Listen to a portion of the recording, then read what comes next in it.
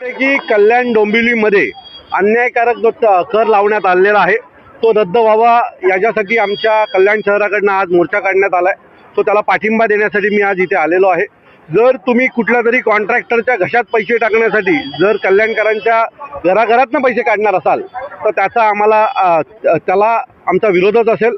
आज आम्ही जरी शांततेत हा मोर्चा काढला असेल तरी नजीकच्या काळामध्ये आमच्याकडनं अशा प्रकारच्या शांततेची अपेक्षा बाळगू नका. कारण जर तुम्ही लोकांना फसवणार असाल तर आम्ही शांत बसणार नाही आणि आमची भूमिकाही शांततेची नसेल. महाराष्ट्र नवनिर्माण सेनेतर्फे जन आक्रोश मोर्चाचं नियोजन केलेलं आहे की आपल्या सगळ्यांनाच माहिती आहे की भ्रष्ट अधिकारी भ्रष्ट महापालिका हे प्रसिद्ध झालेली आहे की याच्या अगोदर 3 कोटी रुपये महिन्याचे देत होते.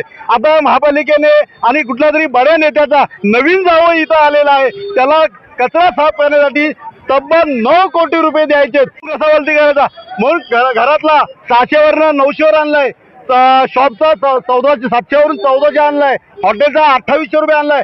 आता सगळ्यांचा टॅक्स जर आम्ही टॅक्स डिपार्टमेंटला चौकशी केली की बाबा हा वाढला टॅक्स किती होतोय तर तिथं आम्हाला सांगण्यात आलं की 80 ते 90 कोटी रुपये हा टॅक्स वाढलेला आहे. म्हणून या नवीन जावयासाठी हे केले. आज आम्ही शांततेने इथं आलेले आहोत. जर शांततेने जर हा वाढलेला टॅक्स रद्द झाला नाही तर आम्ही आक्रमक भूमिका काय असते ते आम्हाला दाखवून देऊ.